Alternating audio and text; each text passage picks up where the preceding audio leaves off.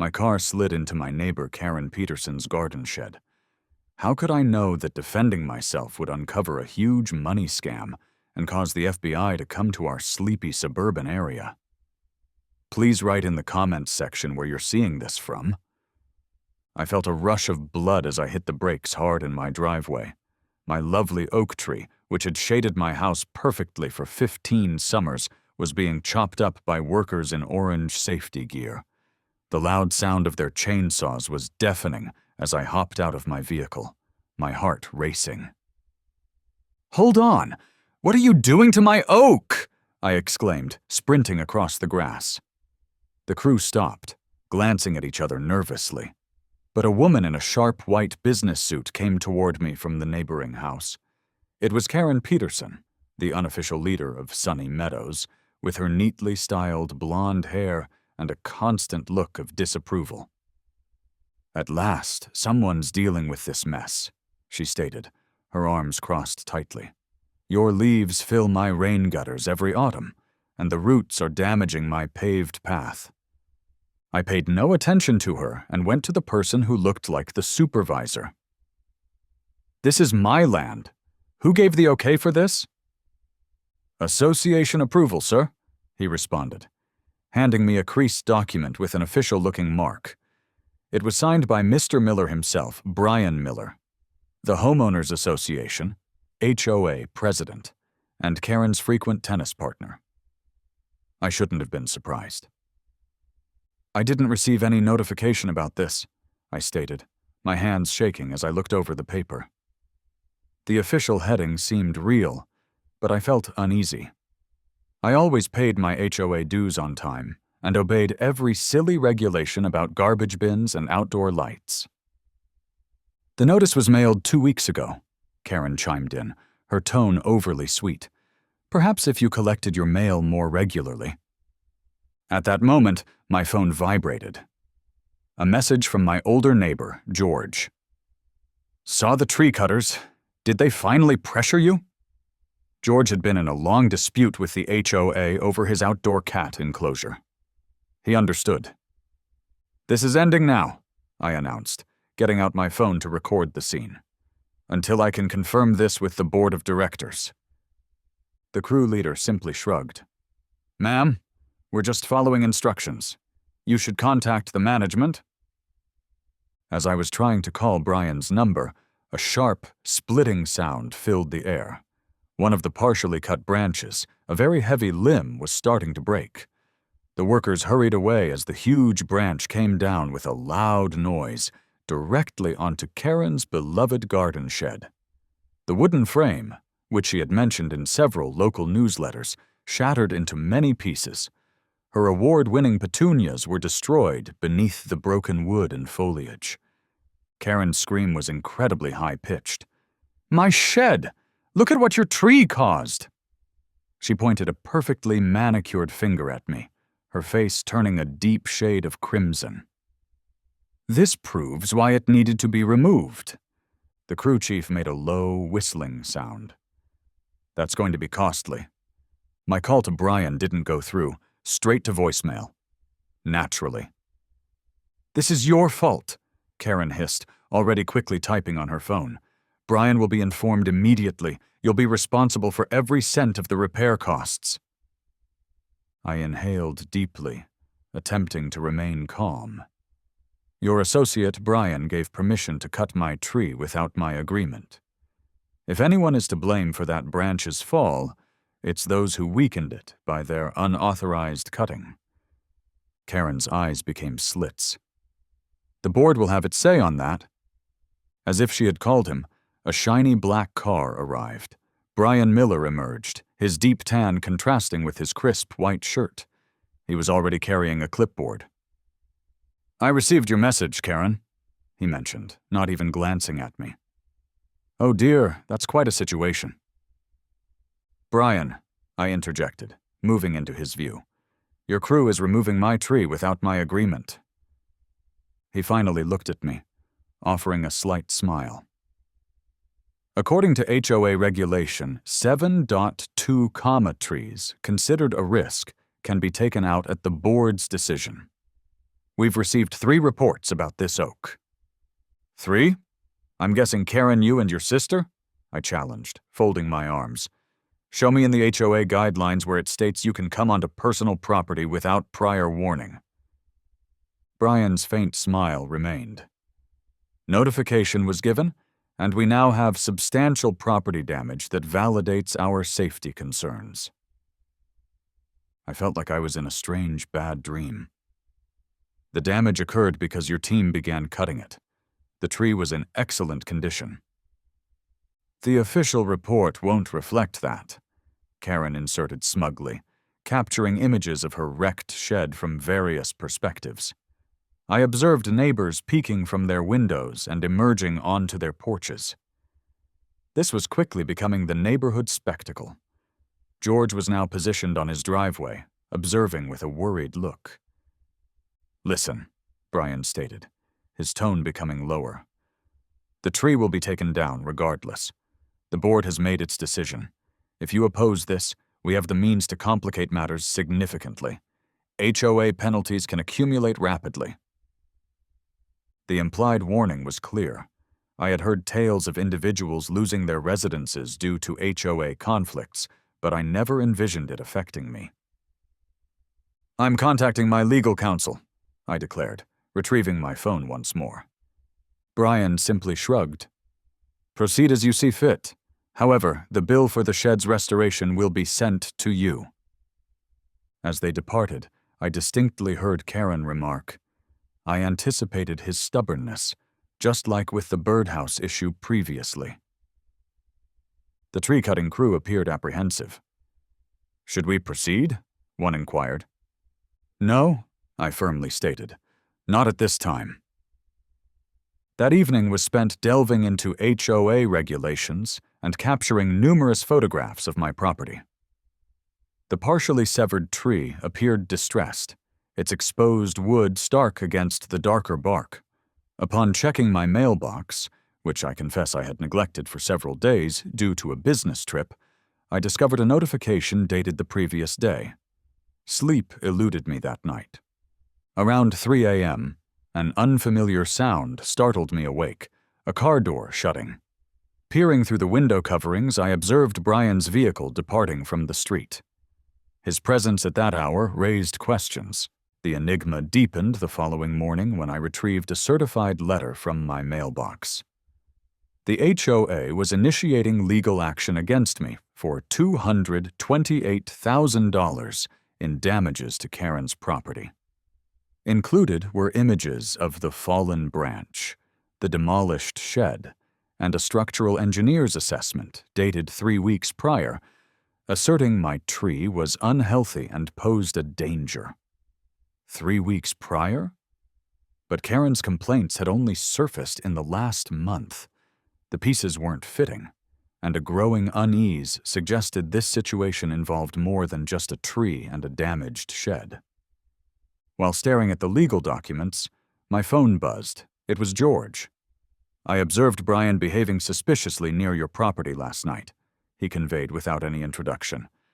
"You should inspect your property boundaries. I suspect there's something about your land that they're after." My hands trembled as I unsealed the recently delivered certified letter. The return address indicated the Sunny Meadows Homeowners Association. A sinking sensation hit me before I even scanned the contents. "We are formally notifying you that a lawsuit has been filed against you for $28,000 due to damage resulting from your carelessness." I almost choked on my morning beverage. $28,000 for a tree they felled without my consent? The document asserted that my failure to manage hazardous plants resulted in significant harm to Mrs. Peterson's garden structure. Enclosed were color photographs of her ruined shed, accompanied by repair quotations from, predictably, Brian Miller's contracting firm. My phone rang again. It was Karen Peterson. "I wished to confirm you received the association's correspondence," she stated, her tone dripping with insincere concern. "The state of my poor shed is truly regrettable. My niece intended to host her bridal shower there next month." "Mrs. Peterson, Your contractors removed my tree without authorization. How can this possibly be attributed to me? I struggled to maintain a level voice. Had you appropriately maintained your yard, none of this would have transpired, she retorted sharply. The board possesses records of 12 distinct grievances regarding that eyesore. We were acting in the best interests of the community. After concluding the call, I paced my kitchen, my heart pounding. I lacked the resources for a $28,000 settlement or the legal representation to contest it. Was I on the brink of losing my home over this? A knock at my door interrupted my mounting anxiety. It was George from a few houses down, bearing refreshments. "Heard about the tree incident," he offered. "Figured you might need some company." I welcomed him inside, appreciative of any semblance of support. George had resided in the neighborhood for 2 decades, long predating Brian Miller's tenure as HOA president. "This isn't their initial instance of such behavior," George revealed, settling onto my sofa. "Last summer, the Smiths were assessed a $500 penalty because their mailbox was desert tan instead of ocean beige. The distinction was almost imperceptible, yet Brian insisted it contravened community aesthetics. "How are they permitted to persist with this?" I inquired. "The majority simply comply. It's less complicated than resistance," George explained with a shrug. "Brian has strategically placed his associates on the board. His firm secures all the maintenance agreements. Mrs. Peterson's spouse serves on the planning committee that greenlights Brian's downtown construction endeavors. It's a web of interconnected interests." My phone vibrated with a text message from an unidentified number. "Witnessed the tree incident. Examine your property deed. A concerned resident." "Do you possess your property records?" George inquired. "The ones provided when you acquired the residence?" I rummaged through my document storage and retrieved a folder marked Purchase Documents. Within it was a substantial collection of papers, including a comprehensive property map I'd never scrutinized before. George and I arranged the documents across my dining surface. The map delineated property boundaries, easements, and existing structures. My gaze fixated on the oak tree's designated location, or rather, where it had once stood. "George," I whispered, "observe this." The map unambiguously indicated the tree as being situated 2 feet within my property boundary, not on the HOA's communal land, as Brian had asserted. A note from my real estate representative even emphasized it as a significant, mature tree that enhances property worth. "They possessed no authorization to interfere with it," George declared.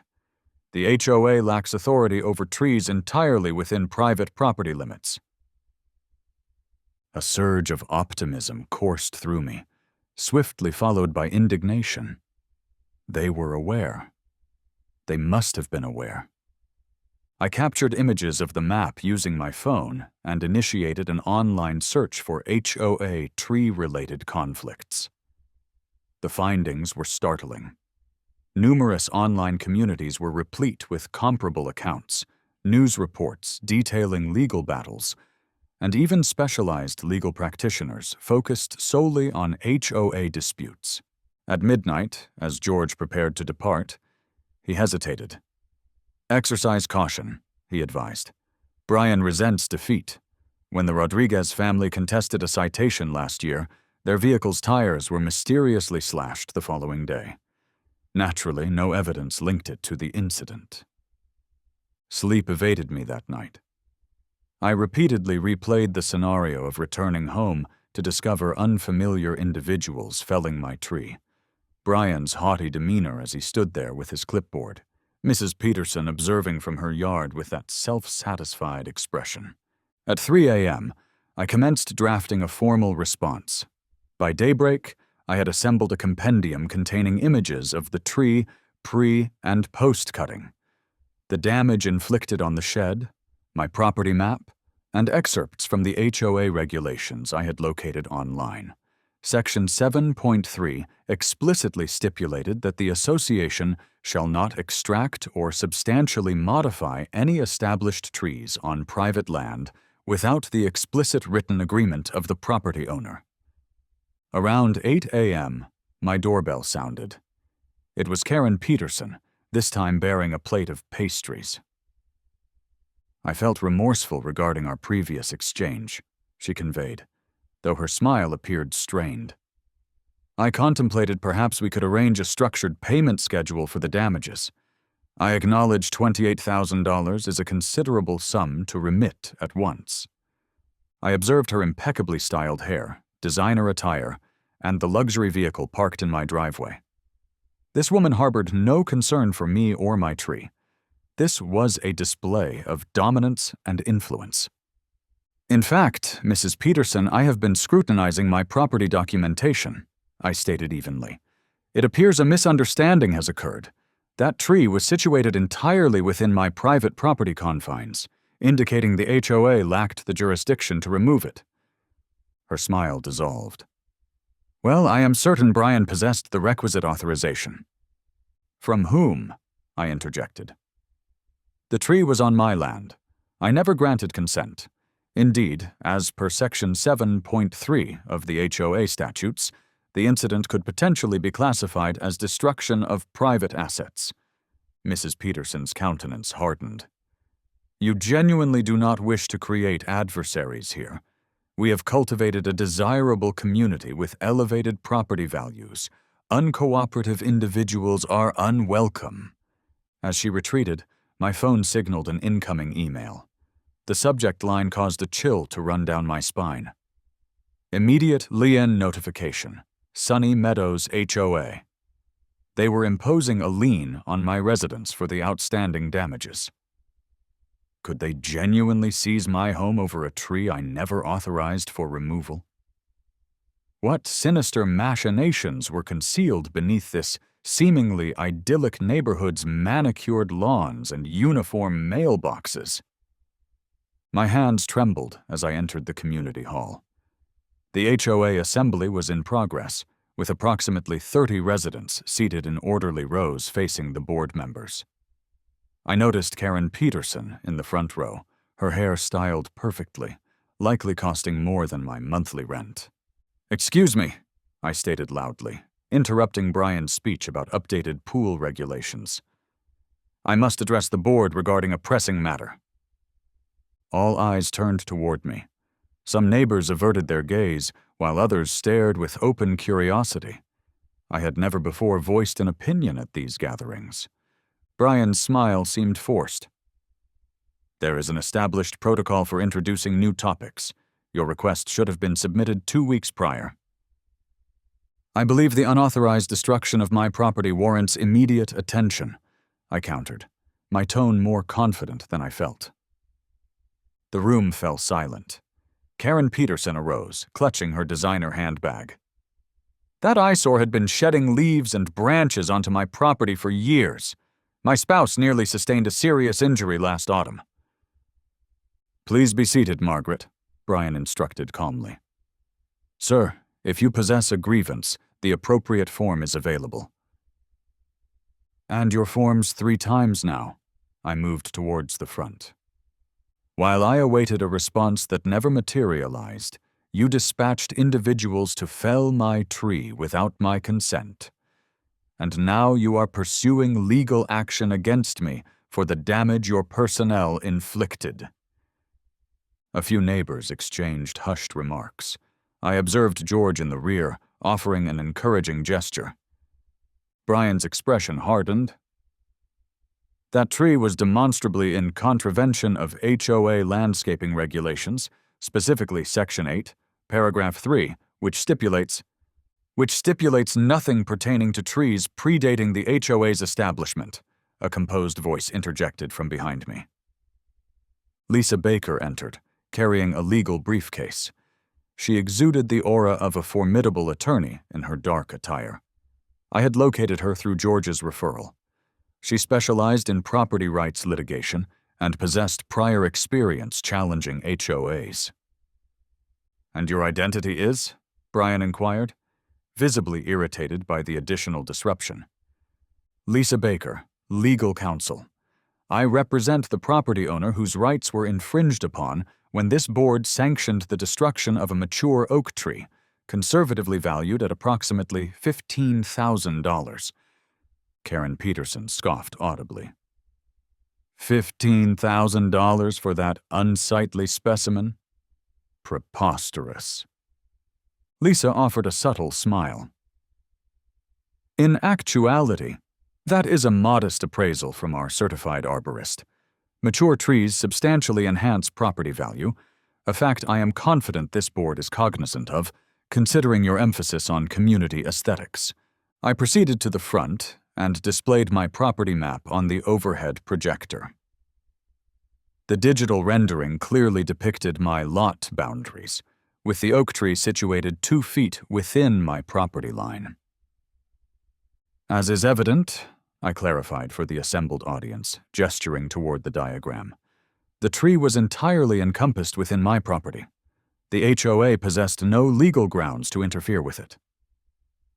Murmurs rippled through the room. A woman in the rear called out, "Brian, is this factual?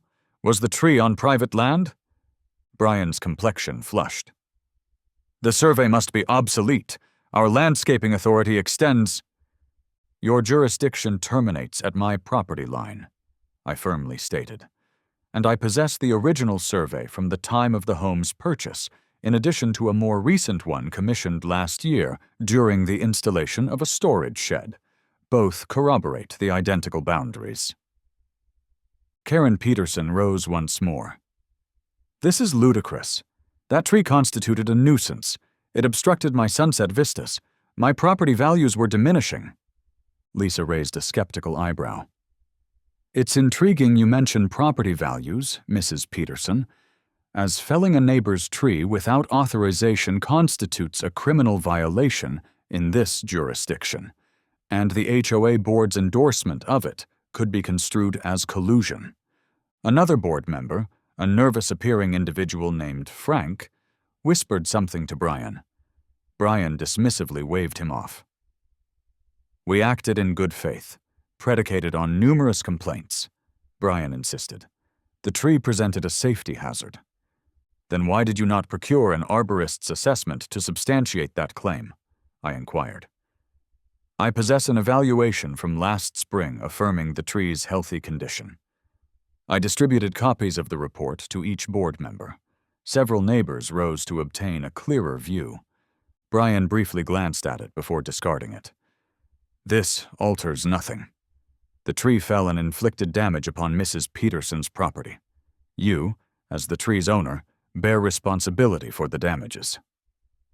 Lisa smiled, though it was not a friendly smile. "Actually, when an individual improperly fells a tree, causing it to fall, they assume legal responsibility for any ensuing damage. Your contractors felled the tree erroneously, against the property owner's explicit objections, directly resulting in the branch's descent." Karen Peterson's face was turning an increasingly alarming shade of purple. "This is outrageous! Brian, take action!" Another neighbor, Mrs. Johnson, whom I barely recognized, stood up. "I would like an explanation as to why the board authorized the removal of a tree on private property without the owner's knowledge. That does not seem ethical." Brian slammed his gavel on the table. "This matter is closed for discussion. We will address this privately with the involved individuals." "On the contrary," Lisa interjected, "my client desires complete openness, which is the rationale behind this." She distributed documents to each member of the board. "This constitutes our countersuit, encompassing the tree's value, emotional distress, and unlawful entry." The room erupted in a cacophony of noise. Several neighbors congregated to examine the documents. I observed some capturing images with their mobile devices. "You cannot pursue legal action against the HOA," Brian exclaimed, rising to his feet. "Your HOA agreement unequivocally mandates that all conflicts must be resolved through our designated arbitration procedure." Lisa smiled once more. I have meticulously reviewed that agreement. It does not encompass criminal trespass or the destruction of property. Furthermore, we have submitted a police report concerning the unauthorized entry and property damage. The color drained from Brian's face. Karen Peterson appeared on the verge of collapse. "This meeting is terminated," Brian declared, repeatedly striking his gavel. As attendees began to exit, numerous neighbors approached me, offering expressions of sympathy and support. "They have overstepped their bounds this time," one older gentleman informed me. "That board believes they possess absolute authority." As Lisa and I progressed toward the exit, Brian intercepted us in the corridor. His amiable public demeanor had evaporated. "You are unaware of the forces you are confronting," he hissed, gripping my arm firmly. "I possess influential connections within this municipality who can render your existence exceedingly unpleasant." Lisa calmly disengaged his hand from my arm. "That statement bears a striking resemblance to a threat, Mr. Miller. Would you care to reiterate it in the presence of witnesses?" Brian retreated, adjusting his neckwear. "I am merely advising your client that opposing the HOA is an exercise in futility. All who have attempted it have ultimately regretted their decision." As we proceeded to the parking area, I experienced a blend of victory and apprehension. "What is the next step?" I inquired of Lisa. "They will endeavor to coerce you into withdrawing the countersuit," she responded. "Remain steadfast. I have encountered individuals like Brian previously. They capitulate when confronted appropriately." What I had not disclosed to her was that I had devoted the preceding evening to researching Brian Miller online. His construction firm had several complaints registered against it, and curiously, that same entity appeared to secure all the maintenance contracts for our HOA.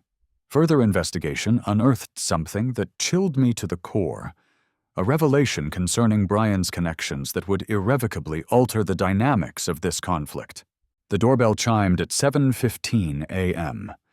I answered it, still attired in my sleepwear, to discover Detective Reynolds holding 2 beverages. "May I enter? This matter is urgent," she stated, her expression grave. "You may wish to be seated for this." My hands trembled as I accepted the coffee. Just yesterday, I had submitted what I believed to be a routine police report regarding my felled tree. Now, a detective was present in my kitchen before my morning meal. "Your HOA president, Mr. Miller. His name has triggered alerts across multiple agencies," Detective Reynolds revealed, retrieving a substantial file.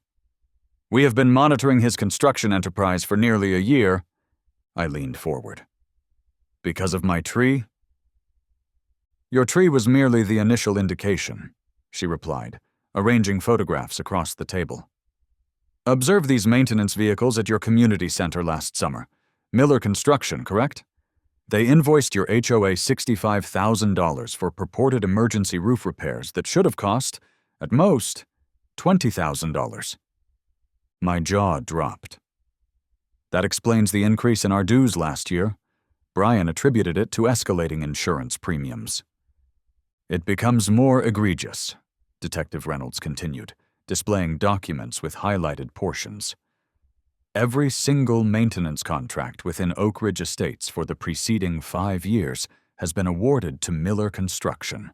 No competitive bidding process, no board scrutiny, simply Brian authorizing payments to his own company."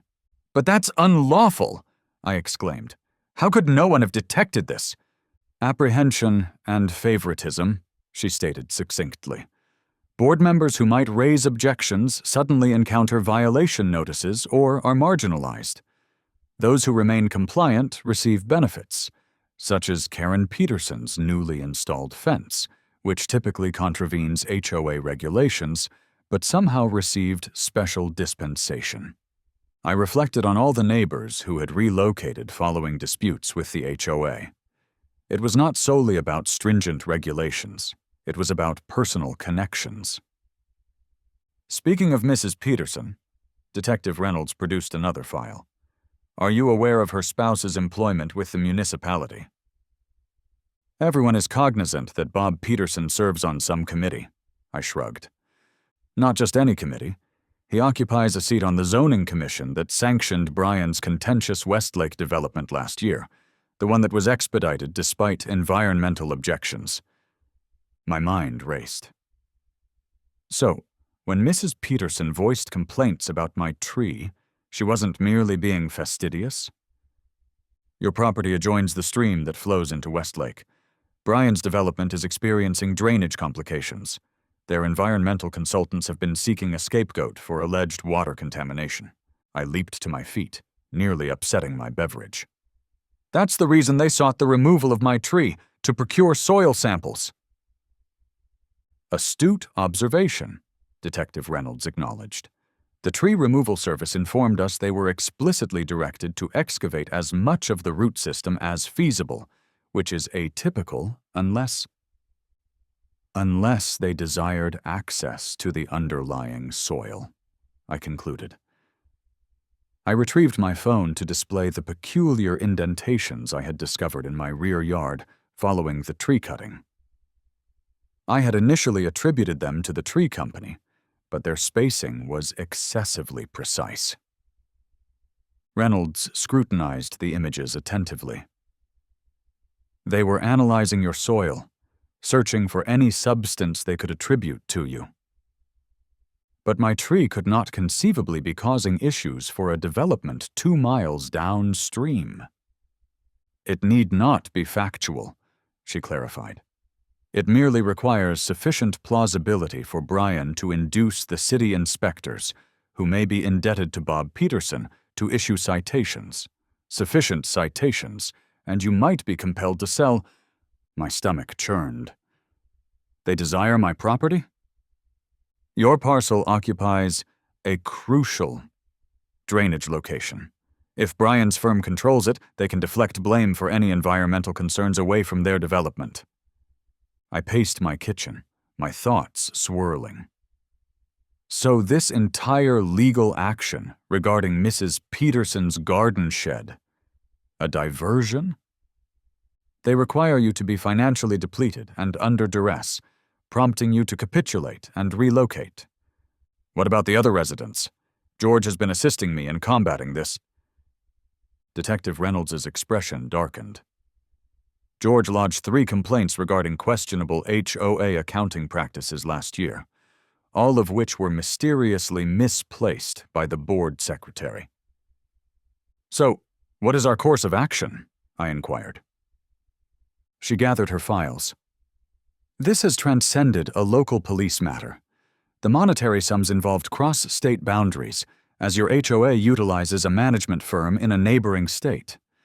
I have engaged the FBI's white-collar crime unit. The FBI? I whispered, abruptly comprehending the magnitude of what we were exposing. This extends beyond my tree, or even Oak Ridge Estates. Brian's firm holds contracts with 6 additional HOAs within the region. We are potentially examining millions in fraudulent invoicing, kickbacks, and bribes to municipal officials. My phone signaled an incoming email notification. The color drained from my face as I scanned its contents. What is it? Detective Reynolds inquired. The HOA just imposed a lien on my residence for unpaid emergency assessments totaling $122,000, I stated, my voice trembling. How can they do that without notifying me first? Detective Reynolds reached for her phone. This alters the situation. They are accelerating their actions beyond our expectations. What do you intend? Imposing a lien on your property represents their initial maneuver to compel a sale. I must contact my superior and the FBI liaison promptly. As she exited to make her calls, I gazed at the documents strewn across my kitchen surface. Images of Brian shaking hands with municipal representatives, spreadsheets revealing inflated contracts, and schematics of the Westlake development with my property conspicuously circled in red. My tranquil existence had been shattered because I defended a tree. Now I was embroiled in what appeared to be a localized corruption network encompassing my neighbors, the HOA, and city authorities. Through the window, I observed Karen Peterson standing near my mailbox, engaged in a phone conversation while staring directly at my residence. When she noticed my observation, she did not avert her gaze. Instead, she offered a smirk and a wave, as if challenging me to initiate my next move. Detective Reynolds returned, her expression resolute. The FBI is prepared to act swiftly, but they require additional corroborating evidence. Are you able to attend the HOA gathering this evening and discreetly record it?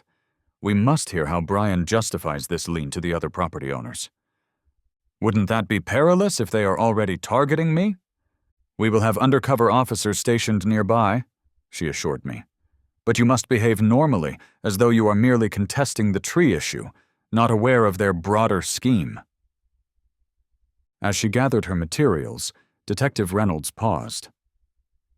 One additional matter. Have any unfamiliar individuals been present around your residence recently? Workers, delivery personnel you did not anticipate? A chill ran down my spine. The cable provider visited yesterday, but I did not request their services. They claimed to be performing routine system upgrades. Her eyes narrowed. Indicate where they performed their work. I escorted her to the living area where the cable connection box was situated. She produced a compact device and swept it around the television and cable apparatus. It emitted a rapid beeping sound near the cable box. Precisely as I suspected, she stated quietly, revealing a minuscule black device concealed behind my cable box. They are monitoring your communications. The pertinent question now is, what additional information do they possess regarding our awareness? I woke to the sound of shattering glass. Someone had hurled a rock through my front window, a note attached. Leave now or face worse consequences. My hands trembled as I contacted law enforcement, but I had a clear idea of the perpetrator. The neighborhood I once cherished had transformed into a hostile environment. Fourth incident this week, Officer Davis, he said, documenting the broken window. You've certainly provoked these HOA individuals. I hadn't merely provoked them. I was enduring their attacks from all sides. The day following my receipt of the court documents regarding the lien, Karen Peterson launched a personal campaign against me. She stationed herself at the edge of my driveway each morning, photographing my house and scribbling notes. When I attempted conversation, she turned away and retreated. You'll regret ever moving here, she finally hissed at me yesterday. Nobody defies the HOA and prevails. I resolved to counterattack with information. George assisted me in creating informational handouts displaying the authentic property survey and images of the HOA contracted workers felling my tree without authorization. We distributed them to every residence in the neighborhood. Karen Peterson retaliated by convening an urgent HOA meeting at her residence, exclusively inviting those aligned with her. From my kitchen window, I observed 20 neighbors entering her spacious home across the street. Not a single one glanced my way. The subsequent morning, I discovered my mailbox toppled and damaged. 3 other neighbors who had expressed support for me found their vehicle tires slashed. This transcends a mere tree dispute now, George, he stated, assisting me in installing my new surveillance camera system. They are apprehensive about what you might uncover. The cameras violated HOA regulations concerning external alterations without prior consent, but I was past caring. Within hours of their installation, a fresh violation notice materialized on my door, threatening a $100 daily penalty for each camera. I was having dinner that evening when my phone alerted me to a security breach on my property. I watched in stunned silence as Brian Miller himself, accompanied by 2 board members I recognized from prior meetings, infiltrated my backyard, equipped with small implements and plastic containers. They proceeded deliberately, collecting soil samples from the area where my tree had once stood. One of them produced what appeared to be a testing kit and seemed elated by the results. They exchanged celebratory gestures before discreetly departing through the side gate. I immediately contacted Lisa and transmitted the footage. "They are exceedingly desperate," she commented after viewing it. "They are attempting to fabricate evidence of soil contamination to justify your eviction on environmental grounds. This constitutes criminal trespassing." Sleep eluded me that night. Every passing vehicle caused me to startle. I repeatedly recalled Detective Reynolds' statements regarding Brian's company being under scrutiny. This was no longer solely about a tree or even HOA regulations. Something far more significant was unfolding. The next morning, I encountered vibrant orange environmental hazard signs posted around the perimeter of my yard. Neighbors walking their pets crossed to the opposite side of the street to avoid my property. One woman even shielded her child's face as they hurried past. Karen Peterson stood on her driveway, gesturing toward my house while conversing with an elderly couple who nodded gravely with expressions of concern. When she noticed my observation, she smiled.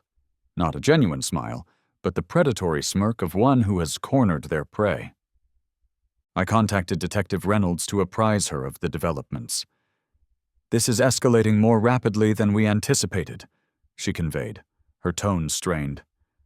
"They are endeavoring to displace you before we can finalize our investigation. Agent Johnson from the FBI requires a meeting with you today." 3 hours later, I found myself seated at my kitchen table opposite Agent Johnson, a somber woman with piercing eyes that missed nothing.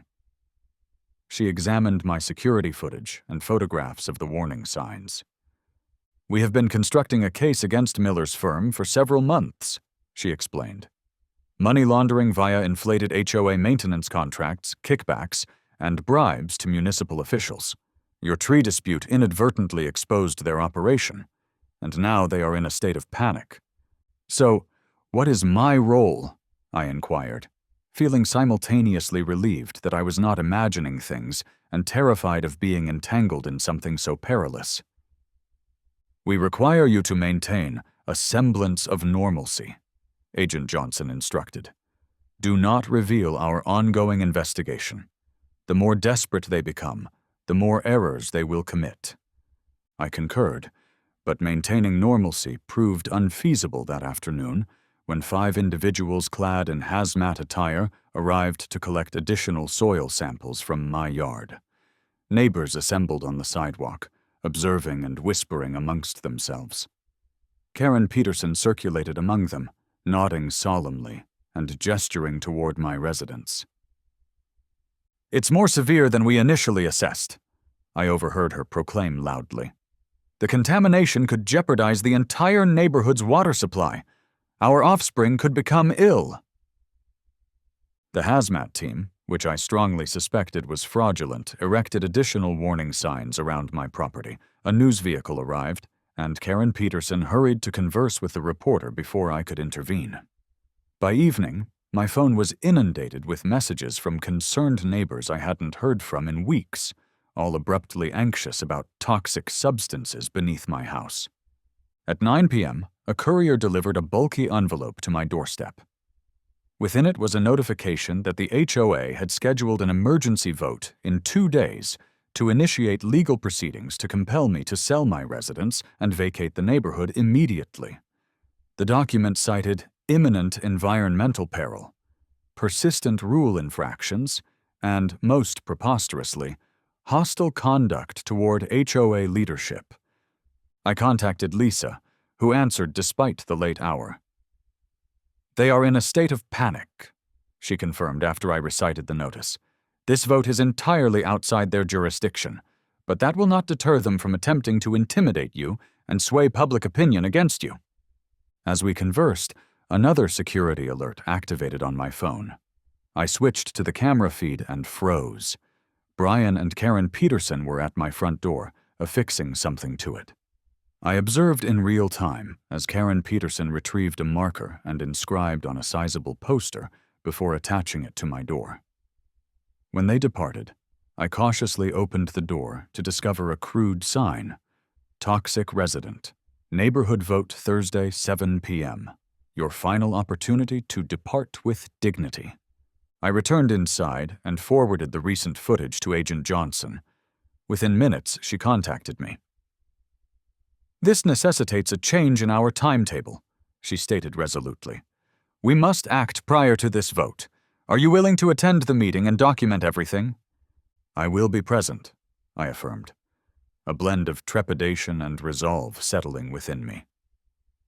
What I did not yet realize was that Karen Peterson had already persuaded the city inspector, her husband's acquaintance, to declare my house uninhabitable the very next morning.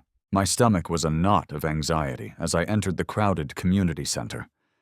Everyone turned to look at me, some with sympathy, others with open hostility. Karen Peterson was seated in the front row, her usual jewelry on display, nudging her companions and pointing at me with a self-satisfied expression.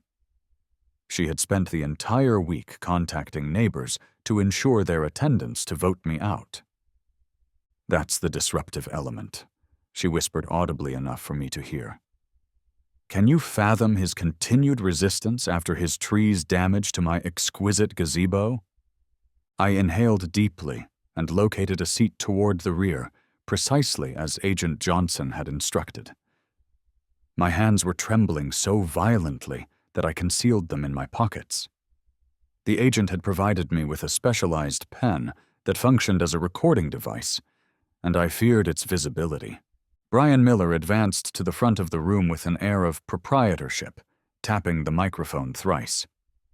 He was attired in an expensive suit and wore that insincere smile that failed to reach his eyes. Good evening, neighbors and associates, he announced, sweeping his gaze across the room until it settled on me. His smile faltered momentarily. Tonight, we confront a grave threat to our community's security and property valuations. On the large screen behind him, an image of my house appeared. Gasps arose from the audience when they observed the surveillance cameras I had installed. As you can discern, one resident persists in defying our regulations, Brian continued, advancing to display additional images. Unauthorized surveillance apparatus, failure to remediate the hazardous tree removal, and now, he paused for emphasis, we possess evidence of something even more unsettling. The subsequent slide depicted Brian and his associates in my backyard at night, excavating soil samples. Naturally, he omitted mentioning their trespassing. Our analyses reveal concerning levels of contaminants that could potentially jeopardize the entire neighborhood's water supply, Brian declared gravely. The room filled with anxious murmurs. Karen Peterson rose, unprompted. I maintained from the outset that the property was problematic. My miniature dachshund refuses to even approach that side of the street. Animals possess an innate sense for these matters. I yearned to leap up and defend myself, but Agent Johnson's directive echoed in my mind. Do not react. Allow them to incriminate themselves further. George, my sole supporter in the vicinity, raised his hand. May we examine those soil test results, and who conducted them? Brian dismissed him with a wave. My firm employs specialists for such matters. The technical intricacies are irrelevant at this juncture. It seems rather convenient, George muttered, but his comment was largely ignored. Brian advanced to another slide, displaying a copy of the HOA bylaws, with specific sections highlighted in red. Pursuant to Section 23, Paragraph C, the board is empowered to vote to initiate eviction proceedings against any homeowner who poses a clear and imminent danger to community welfare. Karen Peterson nodded enthusiastically. It is for the well-being of our offspring. I surveyed my neighbors, individuals I had greeted each morning for 5 years. The majority avoided eye contact. Some appeared uneasy, but no one else voiced dissent. Brian continued, his tone growing increasingly self-assured. Before we proceed to the vote, I must emphasize that contesting this action will be costly and ultimately futile. Our HOA possesses the unwavering support of my firm's legal counsel." He failed to notice the community center's rear door opening slightly. A woman attired casually slipped in and took a seat. Detective Reynolds, feigning tardiness. "Now then," Brian stated, "all those in favor of commencing eviction proceedings." The main doors burst open with a resounding crash that startled everyone. 3 individuals clad in dark jackets emblazoned with FBI in bold yellow lettering entered, followed by 4 others carrying boxes and briefcases. "What is the significance of this intrusion?" Brian sputtered, his face reddening. "We are in the midst of a crucial community deliberation." Agent Johnson stepped forward, displaying a badge. "Brian Miller, I am Special Agent Johnson with the FBI's Financial Crimes Division. We possess federal warrants to seize all HOA financial records, your business documents, and electronic devices." The room erupted in a chorus of voices. Karen Peterson leaped to her feet, her necklace swaying. "This is preposterous! Brian is a pillar of the community!" Agent Johnson disregarded her, signaling to her team. "We also possess warrants for Karen Peterson, Frank Miller, and Lisa Smith as board members implicated in this activity."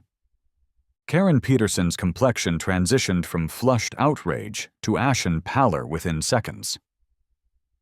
"This is entirely a misinterpretation. I rarely review the financial statements."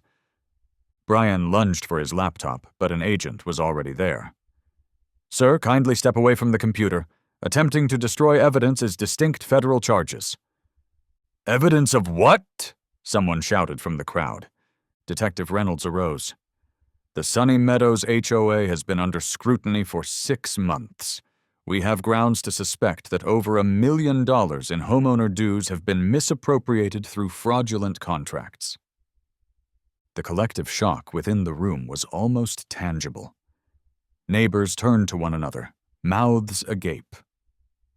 "That explains the incessant fee increases," exclaimed Mr. Davis from across the room. "I can scarcely afford the $600 monthly payment." Karen Peterson attempted to evade an agent and head for the exit. "I must attend to my canine companion." "Ma'am, please remain seated," the agent firmly instructed. Brian at last regained posture. "My lawyers will sort all of it. It's obvious a plan to destroy me, all because of," pointed at me, "the one who won't play by the rules."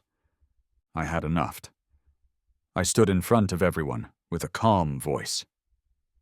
The oak tree was only the start, and clearly said, "They arrived. I investigated, examined files, and learned about fraud. They've been cheating all of us." I displayed copies of invoices showing inflated prices. "Liar!" shouted Mrs. Peterson, her voice breaking. George joined and asked, "Is it false your spouse greenlit Brian's project after the HOA granted his firm a contract?" An agent presented data from Brian's computer, displaying resident details and notes. Beside my name, removal target, property needed for drainage expansion. "What's a detention basin?" someone queried. Agent Johnson clarified. "It's mandated for Mr. Miller's development. Without it, construction is halted. Records indicate he intended to displace several of you to acquire the necessary space." Chaos erupted. Neighbors who had shunned me now swarmed with inquiries and apologies. Karen Peterson sat isolated, forsaken by her associates, gazing at her hands. Brian was being apprised of his rights as the FBI commenced individual interviews. I stepped outside for fresh air. The night serene, save for distant sirens. I surveyed my street, lined with identical residences and immaculate lawns. For the first time in months, I felt a glimmer of hope that I might retain mine.